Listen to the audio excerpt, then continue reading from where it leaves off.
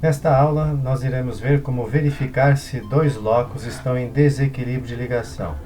Nós temos os dados aqui de haplótipos formados pela combinação de alelos do locus da glicoforina A e da glicoforina B. A glicoforina A tem dois alelos, A e G, e a glicoforina B, os alelos T e C. Esses alelos são de um SNP. Então, os haplótipos estão representados da seguinte maneira. A primeira letra representa o alelo da glicoforina A, do locus da glicoforina A, e a segunda letra, o alelo do locus da glicoforina B. Então, nós temos aqui 4 haplótipos formados pelas combinações desses alelos, desses dois locus, e os números observados desses haplótipos em uma população, sendo um total aqui de 2.000 haplótipos. Então nós, para verificarmos se esses dois locos estão em desequilíbrio de ligação, nós temos algumas etapas a realizar. A primeira delas, calcular o número esperado de cada haplótipo, fazer um teste do Q² e verificar se a hipótese testada, que é de que os locos estão em equilíbrio de ligação, ela pode ou não ser rejeitada. Para calcular o número esperado de cada haplótipo, nós temos duas opções aqui que podem ser usadas, e nesse vídeo nós estaremos mostrando apenas a primeira opção, que é calcular o número esperado de haplótipos usando as frequências dos alelos. No vídeo seguinte, nós iremos tratar dessa segunda forma de cálculo aqui.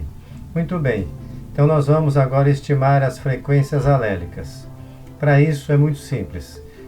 Vou começar pelos alelos aqui do locus da glicoforina A. Então, o alelo A, eu chamei a frequência dele de P de A. É simplesmente, para eu estimar a frequência, eu vou contar aqui o número de ocorrências desse alelo A e dividir pelo número total de alelos, que corresponde aqui ao número de alelos desse locus, que corresponde ao número total de haplótipos, que é 2.000.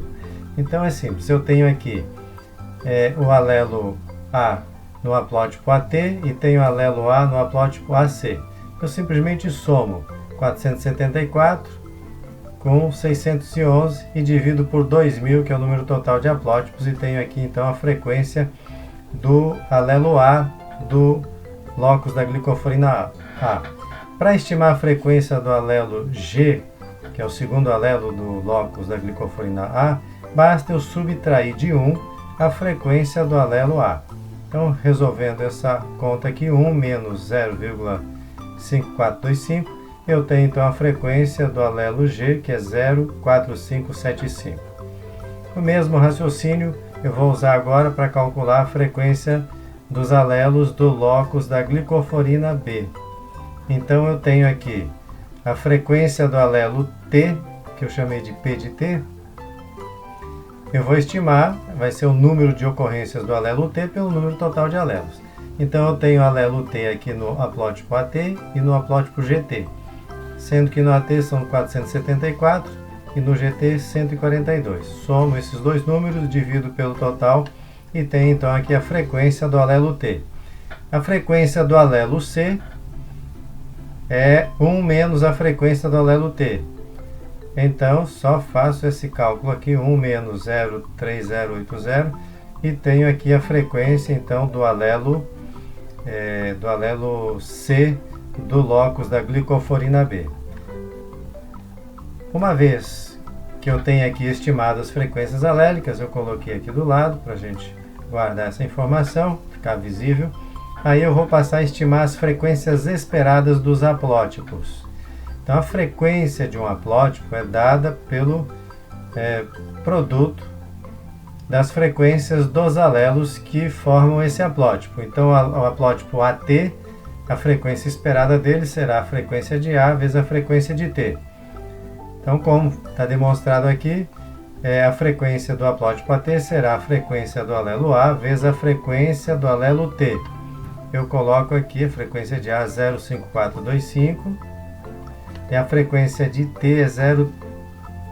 03080. 03080, então eu boto, realizo, multiplico, e o resultado disso é 0,16709. A frequência do haplótipo GC é o produto das frequências aí do alelo G e do alelo C. A frequência do alelo G é 04575, está aqui, e a frequência do alelo C é 06920. 06920 está aqui, multiplico e tenho aqui a frequência então do haplótipo GC, que é 031659. A frequência do haplótipo AC é calculada, estimada, multiplicando-se a frequência do alelo A pela frequência do alelo C. Então aqui estão os valores do alelo A, que é 05425, e a frequência do alelo C, que é 06920. Resolvendo, eu tenho aqui 037541, frequência do haplótipo AC. E por último, a frequência do haplótipo GT também será dada pelo produto das frequências dos alelos G e T. A frequência do alelo G é 04575 e a frequência do alelo T é 03080, que está aqui. Então, faço esse cálculo e tenho aqui a frequência do haplótipo GT, que é 014091. O próximo é interessante que se eu somar essas frequências dos haplótipos, o resultado será 1, tá? Então, se pegar e fizer a soma desses números, o resultado terá que ser 1. Caso não dê 1, é porque tem algum cálculo errado. Agora eu vou estimar os números esperados dos haplótipos. Então, o número esperado de um haplótipo é a frequência dele vezes o número total de haplótipos. Então, eu tenho aqui a frequência de AT, que foi esse valor, e multiplico por 2000, que é o número total de haplótipos aqui. Então, o número esperado de haplótipos AT é 334,18. Faço o mesmo procedimento para os demais haplótipos. GC, a frequência dele é essa, 031659, multiplico por 2000 e tenho então 633,18, que é o número esperado. Repito essa mesma ideia, esse mesmo método para estimar a frequência do haplótipo AC, usando a frequência, ou melhor, estimar o número esperado de AC, que é a frequência desse haplótipo vezes o número total de haplótipos. Então eu tenho aqui o valor do número esperado de AC. E GT também, a frequência do haplótipo GT vezes o número total de haplótipos. Então eu tenho aqui o número esperado de GT. A soma dos números esperados dos haplótipos tem que corresponder ao número total de haplótipos aqui, que é 2000. Então é bom sempre fazer essa checagem para detectar se houve algum erro.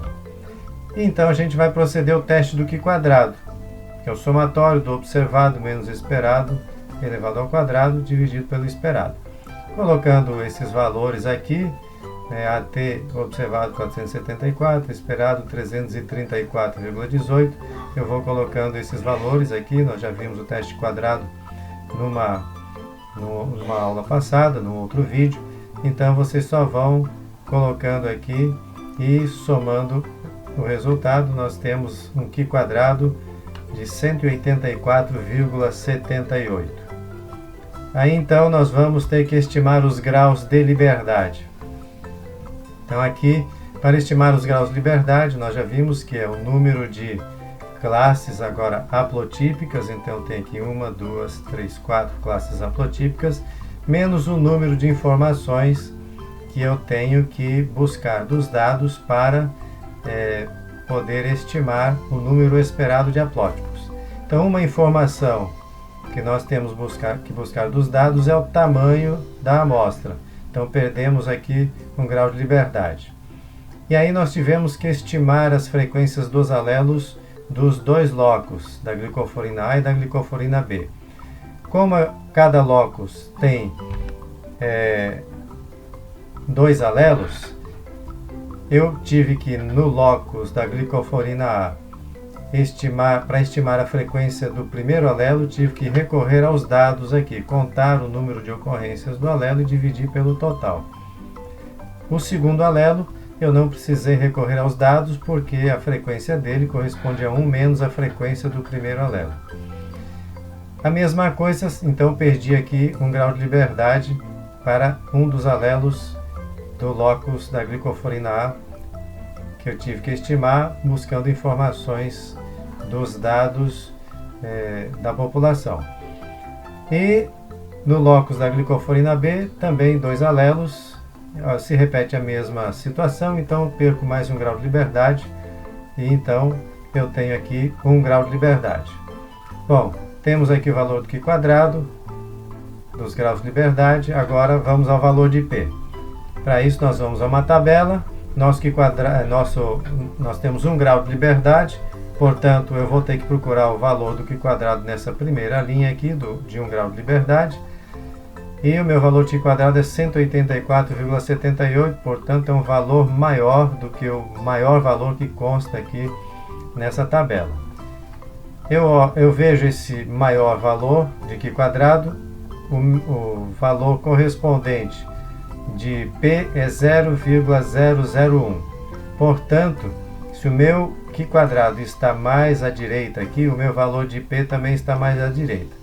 Como o valor de P vai diminuindo da esquerda para a direita, então o valor de P, que corresponde a esse Q quadrado de 184,78, é menor que 0,001. Portanto, eu reporto dessa maneira o meu valor de P como sendo menor que 0,001. Nós sabemos que o nível de significância que nós estamos considerando é 0,05. Portanto, o valor de P que eu obtive, ele é menor que 0,05. Isso indica que a hipótese que eu estou testando pode ser rejeitada.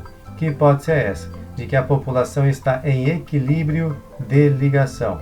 Aí então eu posso concluir que os locus da glicoforina A e da glicoforina B estão em desequilíbrio de ligação na população analisada.